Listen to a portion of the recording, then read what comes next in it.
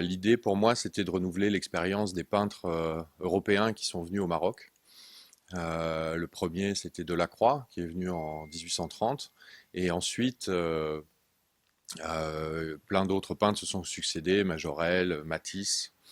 Et pour cette série, ce que je voulais, c'était revisiter un peu l'orientalisme, puisque dans mon travail, je m'amuse à me nourrir beaucoup de l'histoire de l'art, à voyager dans l'espace et dans le temps. Et ici, l'expérience était à la fois de retrouver un peu une lumière particulière qui a été décrite comme, par beaucoup de peintres comme une lumière solaire. Et voilà, c'était cette envie que j'avais de renouer avec une tradition de peinture.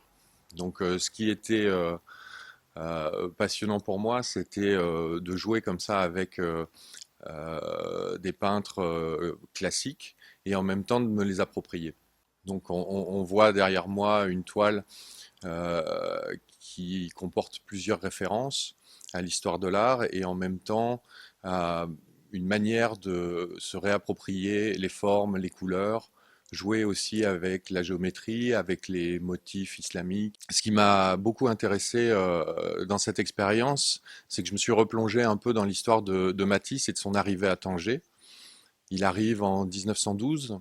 À cette époque-là, il est assez déprimé.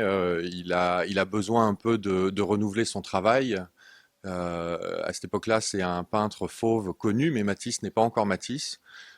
C'est à Tanger que beaucoup de choses vont se transformer. Et il va rester dans une chambre d'hôtel pour peindre le fameux tableau La vue de Tanger. Et j'ai fait un parallèle entre Matisse et moi quand je suis arrivé. C'est-à-dire que de la même manière que Matisse, moi je sentais que j'avais besoin de me renouveler dans mon travail.